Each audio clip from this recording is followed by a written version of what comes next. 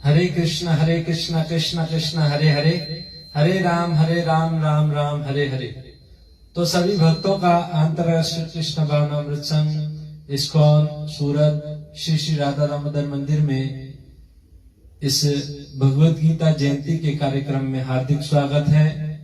जैसा कि हम पहले बता चुके हैं, 4 दिसंबर हमने पहले बताया था कि 4 दिसंबर सोमवार नहीं रविवार को भगवत गीता जयंती है और गीता की महिमा के बारे में हम पहले सुन चुके हैं, परंतु वो पहला भाग था। दूसरे भाग में हम समझने का प्रयास करेंगे गीता की महिमा को।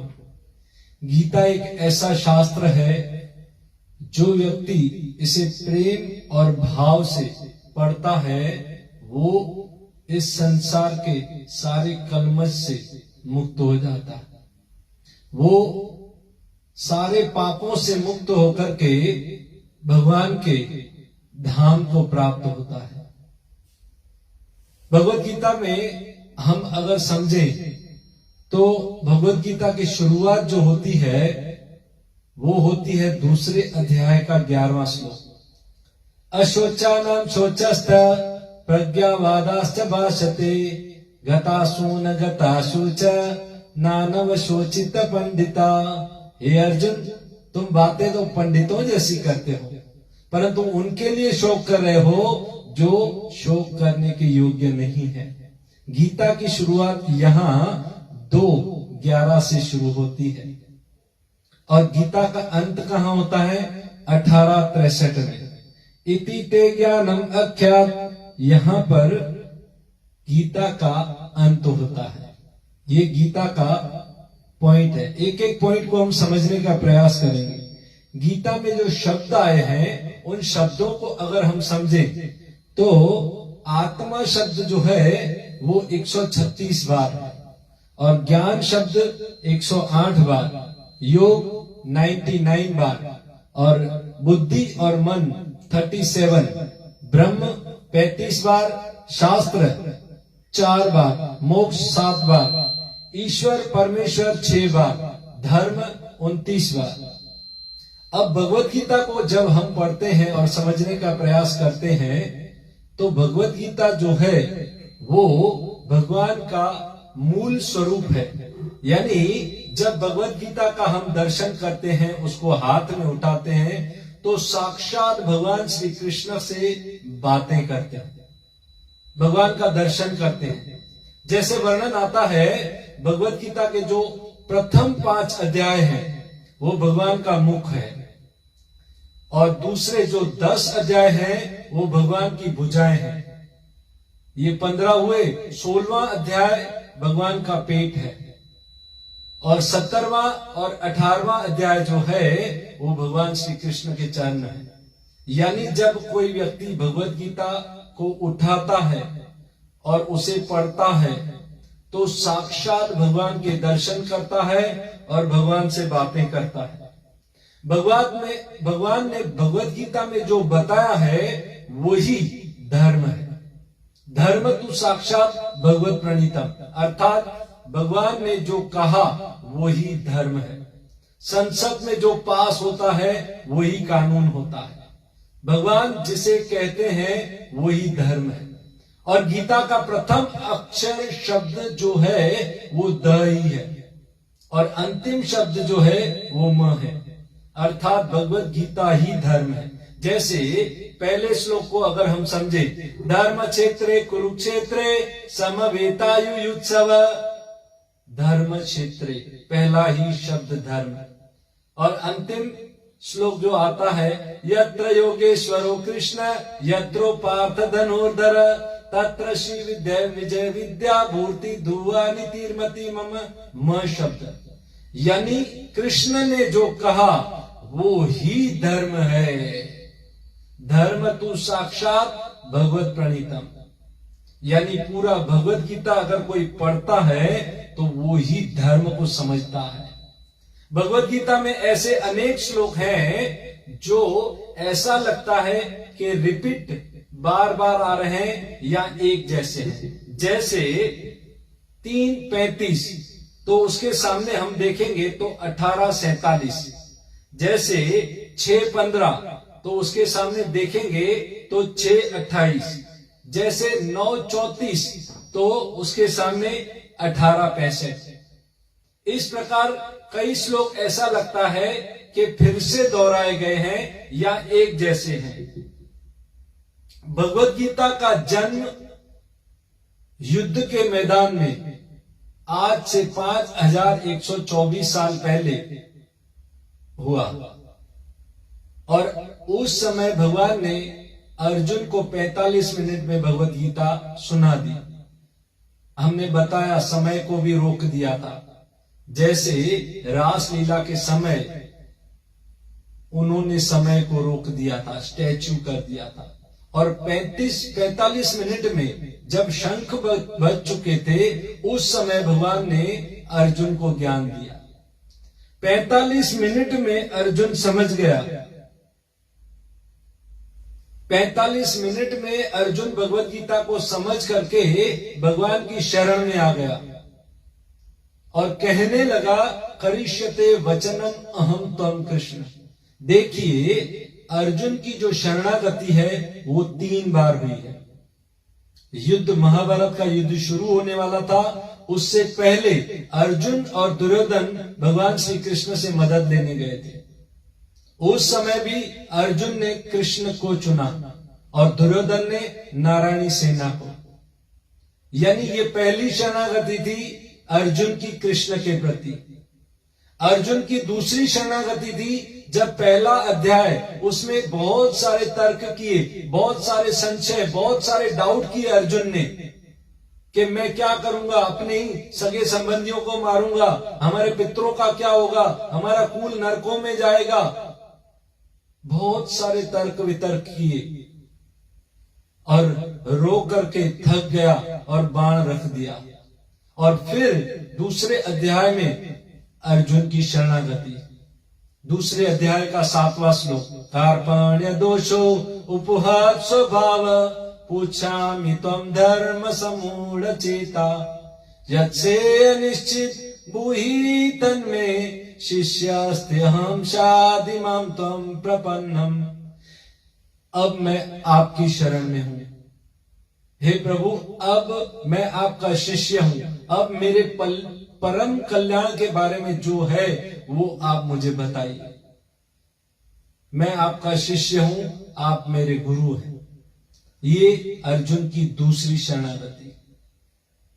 अर्जुन की तीसरी शरणागति तब हुई जब भगवान श्री कृष्ण ने पूरी भगवत गीता बता दी, और पूरी भगवत गीता बता दी उसके बाद अर्जुन ने कहा, करिष्यते वचनम अहम त्वं कृष्ण। अब मैं आपका ही कहना मानूंगा, कहिए कृष्ण मुझे क्या करना है, बोलिए किसको उड़ाना है, किसको मारना है।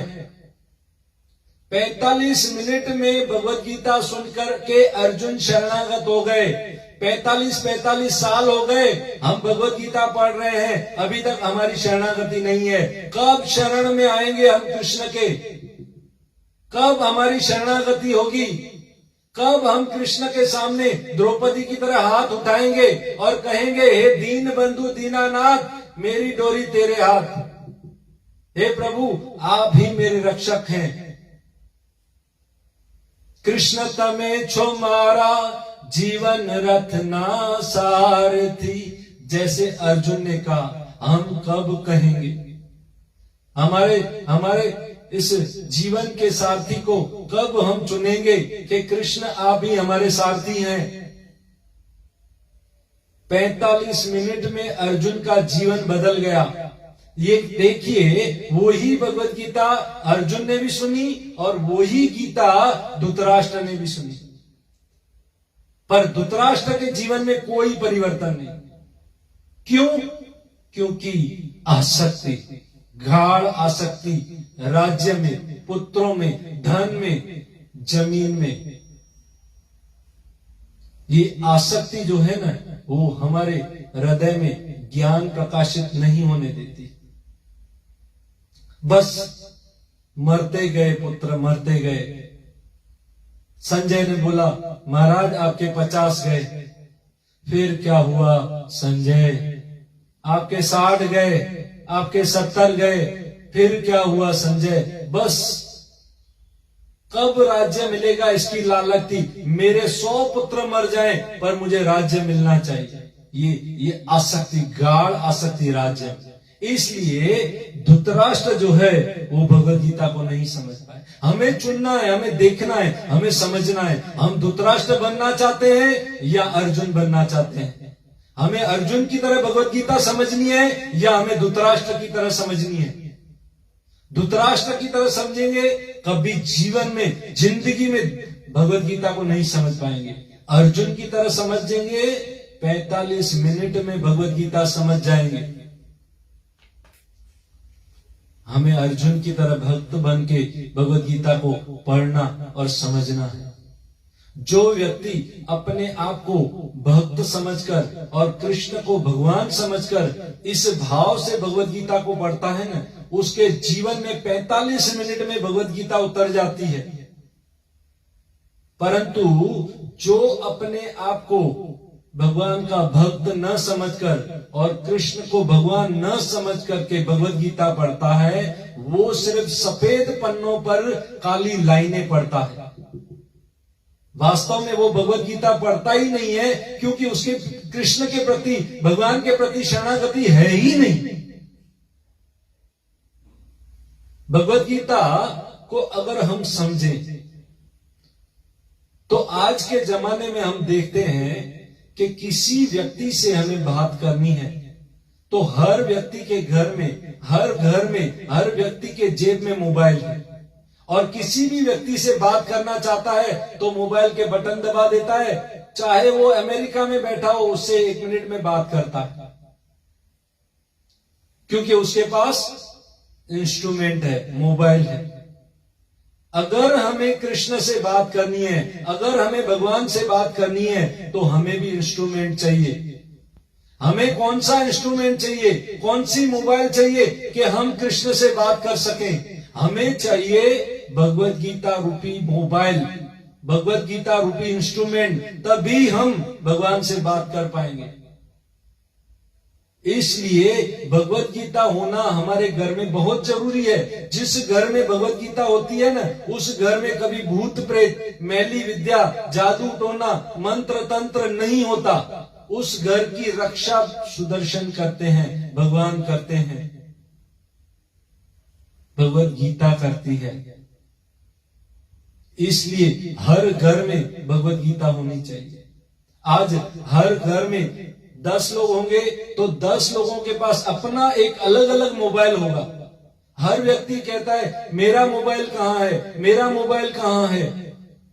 हम उस समय की प्रतीक्षा करते हैं जिस दिन हर व्यक्ति ये कहेगा मेरी भगवत गीता कहां है, मेरी भगवत गीता कहां है, मुझे भगवत गीता दो, मेरी भगवत गीता दो। समझो स्वर्ण युग की शुरुआत हो गई। उस दिन सतयुग की शुरुआत हो जाएगी जिस दिन हर व्यक्ति कहेगा ये मेरी गीता है। हम कब ऐसे दिन की आशा रखेंगे? इसके लिए हमें प्रचार करना पड़ेगा। और भगवत गीता पढ़ने से व्यक्ति का शोक, मोह और भय समाप्त हो जाता है। 3 ताप जो होते हैं वो नष्ट हो जाते हैं। देखिए, मोह जो होता है वो वर्तमान में होता है, शोक होता है भूतकाल का, और भय होता है भविष्य का। जो व्यक्ति भगवत गीता पढ़ता है उसका शोक, मोह और भय तीनों समाप्त हो जाते हैं, तीनों ताप उसके समाप्त हो जाते हैं। देखिए, भगवत गीता में 4 सूत्री प्रोग्राम भगवान ने बताया। 4 सूत्री प्रोग्राम भगवान ने गीता में बताया, जिसको भगवत गीता का मिशन स्टेटमेंट कहा जाता है। 4 सूत्री प्रोग्राम। वो कौन सा प्रोग्राम, कौन से श्लोक में बताया? देखिए, ये श्लोक भगवान ने गीता में 2 बार कहा। 9वें अध्याय का 34वां श्लोक और 18वें अध्याय का 65वां श्लोक, मन मना भव मद भक्तो मद्याजी माम नमस्कुरु माम एव एष्यसि युक्तेवम आत्मनम मत परायण। मन मना, देखिए 4 सूत्री प्रोग्राम। ये 4 सूत्र क्या है? भगवान कहते हैं मन मना, तुम अपना मन मुझ में लगाओ। तो मानो हम कहेंगे नहीं लगता, हमारा मन बेकार है, संसार में लगा हुआ है। भगवान ने कहा ठीक है, मद भक्तो, तुम मेरे भक्त तो बन सकते हो। हम बोलेंगे नहीं बन सकते। तो भगवान कहते हैं मद्याजी, मेरी पूजा तो कर सकते हो। हम बोलेंगे नहीं कर सकते। तो अंतिम शब्द भगवान कहते हैं नमस्कुरु, तुम मुझे नमस्कार तो कर सकते हो, तुम मुझे प्रणाम तो कर सकते हो। इतना करने से तुम्हारी भक्ति की शुरुआत हो जाएगी। दशा अश्वमेघी, दशा अश्वमेघी पुनर्जन्म विद्यते। 10 अश्वमेघ करने वाला इस संसार में पुनर्जन्म लेता है, परंतु कृष्ण प्रणामी पुनर्जन्म न विद्यते। जो कृष्ण को एक बार प्रणाम कर लेता है वो इस संसार में पुनर्जन्म नहीं लेता। और भगवान गीता में कहते हैं कि तुम मुझे प्रणाम तो कर सकते हो। ये है भगवत गीता का मिशन स्टेटमेंट, 4 सूत्री प्रोग्राम। मन मना, तुम अपना मन मुझ में लगाओ। मद भक्तो, मेरे भक्त बनो, मेरी पूजा करो। मद्याजी, मेरी पूजा करो। नमस्कुरु, मुझे नमस्कार करो। परंतु दुर्भाग्य है, हम भगवान को नमस्कार भी नहीं करते, हम भगवान को प्रणाम भी नहीं करते। ये 4 सूत्री प्रोग्राम भगवान ने बता दिया। और भगवत गीता के बारे में भगवान ने और बहुत सारी बातें बताई। भगवत गीता में भगवान ने, क्योंकि पहले तो अगर हम ये समझें कि आधे से ज्यादा लोग तो भगवत गीता को मानते ही नहीं, समझते ही नहीं है। और समझते हैं, मानते हैं तो जानते नहीं है, और जानते हैं तो पूरा समझने में कंफ्यूज है। क्योंकि कोई भगवान को निराकार बोलता है, कोई भगवान को साकार कोई बोलता है, कोई भगवान को ब्रह्म बोलता है, कोई भगवान को परमात्मा बोलता है, कोई बोलता है तू भी भगवान, मैं भी भगवान, ये बाबा भी भगवान, वो बाबा भी भगवान, हम सब भगवान। यानी इतना कंफ्यूज हो जाते हैं कि भगवत गीता को समझ ही नहीं पाता। पर इन सारे प्रश्नों के उत्तर भगवान ने गीता में बता दिए। जो लोग भगवान को निराकार बोलते हैं तो उसके विषय में भगवान ने गीता में कहा, देखिए समझिए, जो लोग भगवान को निराकार बोलते हैं, तो अर्जुन ने भी पूछा था 12वें अध्याय का 1 श्लोक, एवं सतत युक्ता ये भक्तास्त्वं परि उपासते ये चापि अक्षर व्यक्ता तेषां के योग विद्मा। हे प्रभु, जो आपको निराकार रूप में मानते हैं, जो आपको निराकार ब्रह्म की पूजा करते हैं, और जो आपकी साकार रूप में पूजा करते हैं, उन दोनों में से श्रेष्ठ कौन है? तब भगवान ने 12वें अध्याय के 2 श्लोक में बता दिया। श्री भगवान उवाच मय्यावेश मनो ये माम नित्य युक्त उपासते श्रद्धया परया उपेता ते में युक्त तमो मत। जो मेरी साकार रूप में प्रेममयी सेवा, प्रेममयी भक्ति करते हैं, वो ज्यादा श्रेष्ठ हैं। ये समझना होगा कि भगवान का एक रूप है हमारी तरह। भगवान भी हमारी तरह खाते हैं, सोते हैं, तो हम उसको निराकार कैसे माने? जबकि भगवान स्वयं कहते हैं मैं साकार हूं, मैं खाता हूं, मैं सोता हूं। मां यशोदा की तरह तुम खिलाते नहीं, कौन कहते हैं भगवान आते नहीं, द्रौपदी की तरह तुम बुलाते नहीं।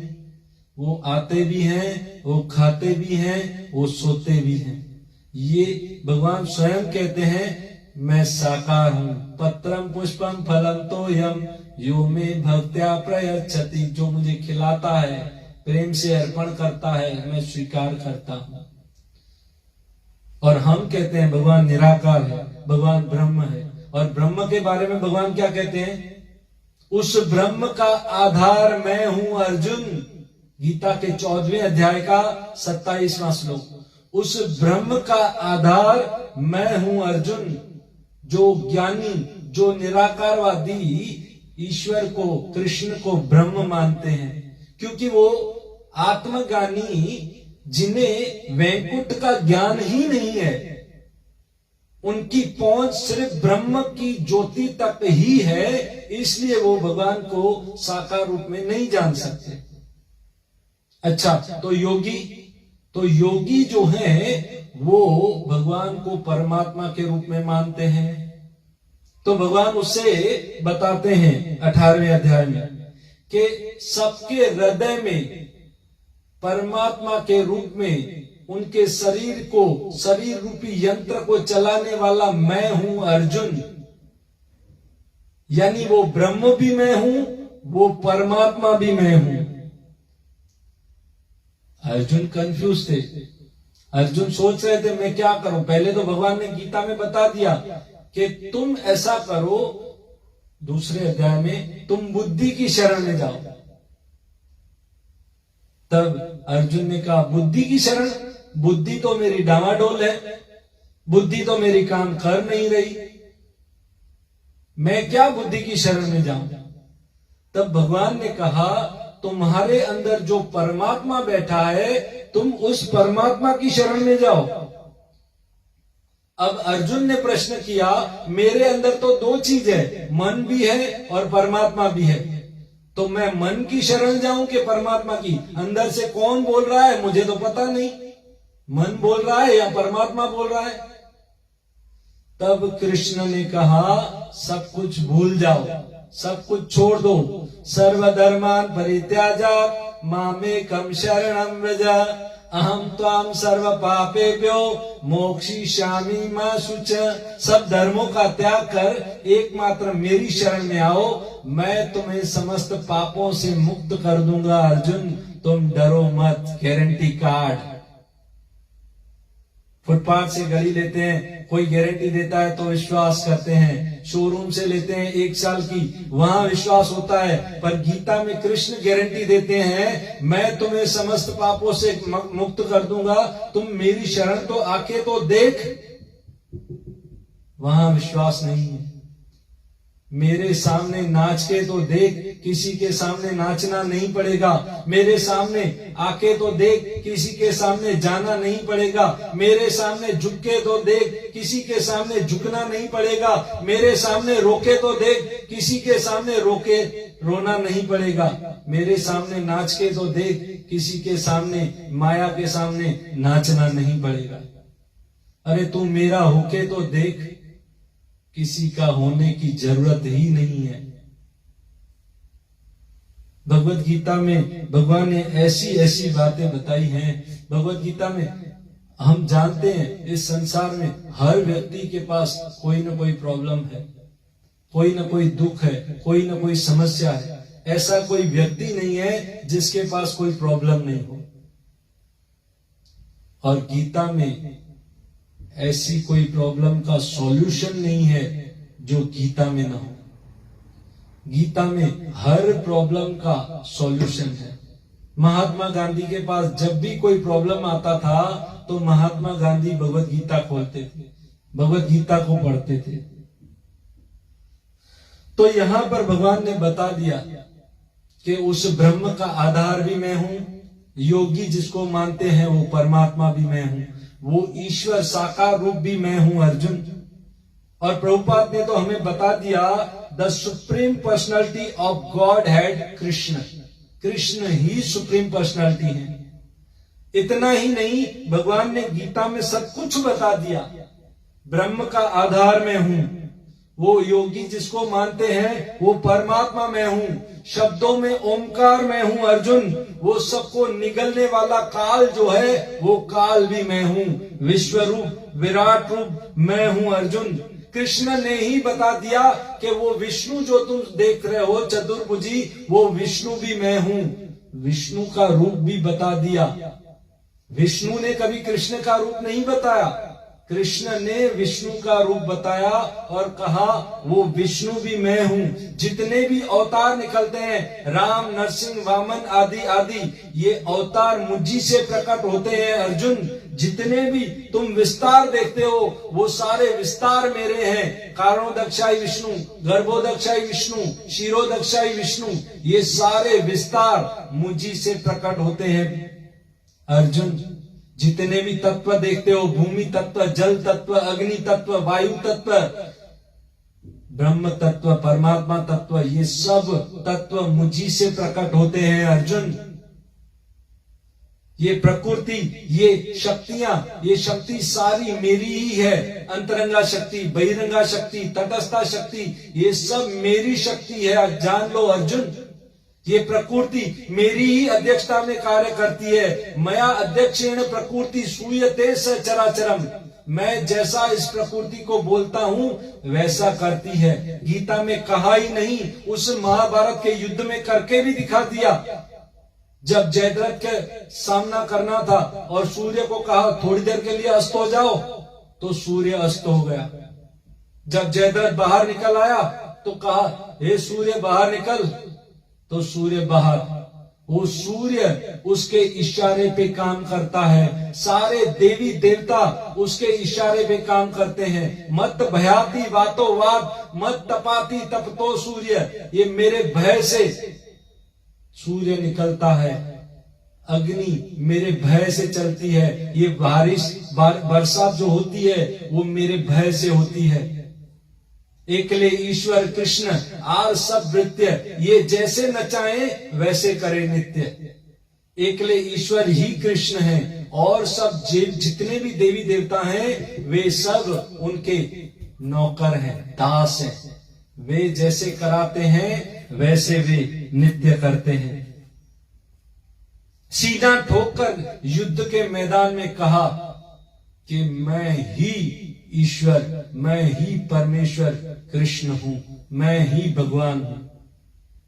देखिए, जब मोहम्मद पैगंबर आए तो उन्होंने कहा नहीं मैं भगवान हूं, उन्होंने क्या कहा मैं पैगंबर हूं, मैं पैगाम लेकर के आया हूं। जब जीसस आए तो उन्होंने क्या कहा I am son of God, मैं उसका पुत्र हूं और उसका पैगाम लेकर के आया हूं। I am son of God. पर कृष्ण जब आए तो उन्होंने ऐसा नहीं कहा I am son of God, मैं सन नहीं, मैं बाप हूं, बाप। उन्होंने कहा अहम सर्वस्य प्रभो मत सर्वस्य प्रवर्तते इति मत्वा भजन्ते माम बुद्धा भाव समन्विता।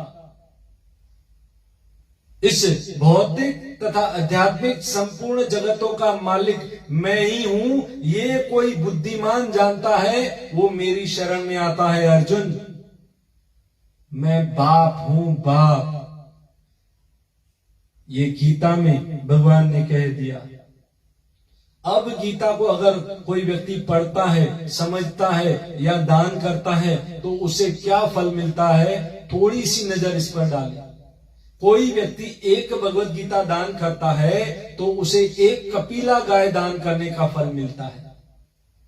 कोई व्यक्ति पूरी भगवत गीता, वैसे तो देखिए भगवत गीता में सारे तीर्थों का समावेश है, यानी जिस घर में भगवत गीता होती है वहां सारे तीर्थ वास करते हैं।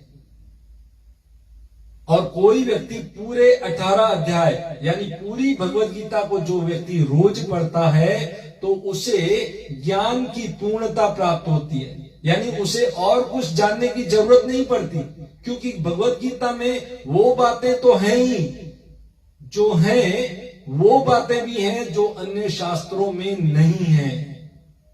यानी पूर्ण ज्ञान की प्राप्ति होती है जो 18 अध्याय रोज पढ़ता है। जो व्यक्ति 9 अध्याय पढ़ता है, आधी भगवत गीता पढ़ता है, उसे गाय दान करने का फल मिलता है। जो प्रथम 3 अध्याय पढ़ता है उसे गंगा में स्नान करने का फल मिलता है। जो दूसरे 3 अध्याय पढ़ता है उसे सोम यज्ञ का फल मिलता है। जो सिर्फ 1 अध्याय पढ़ता है उसे रुद्रलोक की प्राप्ति होती है। और कोई व्यक्ति अगर थोड़े से श्लोक पढ़ता है, भगवत गीता के कुछ ही श्लोक पढ़ता है, तो उसे 1 मनवंतर यानी 71 चतुर्युग तक मनुष्य बनने का ही सौभाग्य प्राप्त होता है। यानी 71 चतुर्युग यानी करोड़ों साल तक वो मनुष्य ही रहता है, 84 लाख योनि में नहीं जाता।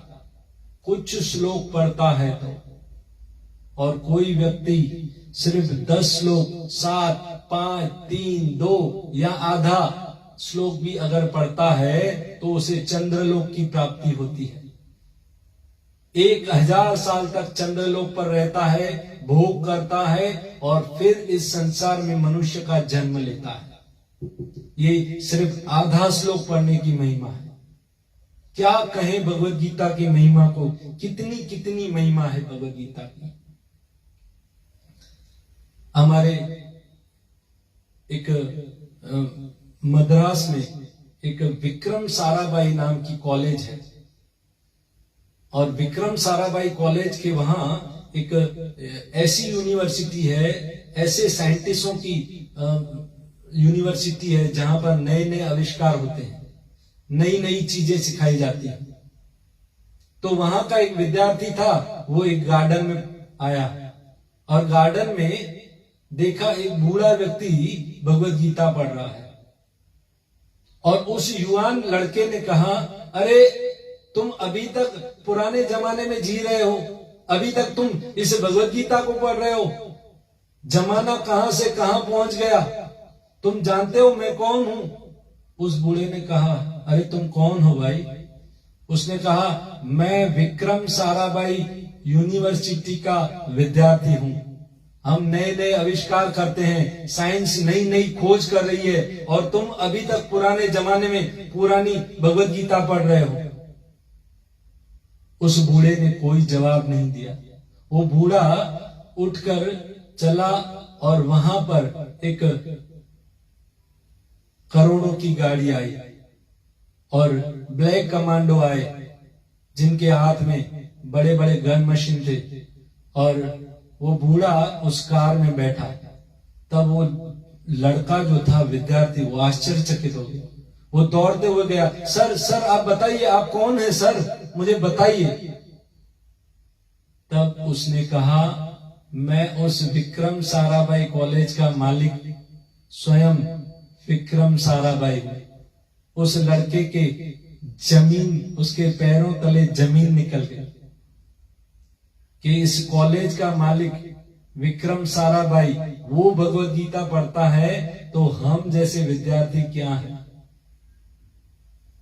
यानी कहने का तात्पर्य यह है कि भगवत गीता कोई भी व्यक्ति किसी भी समय और किसी भी उम्र में और किसी भी अवस्था में, किसी भी जाति में पढ़ सकता है और उसको लाभ ही देती है।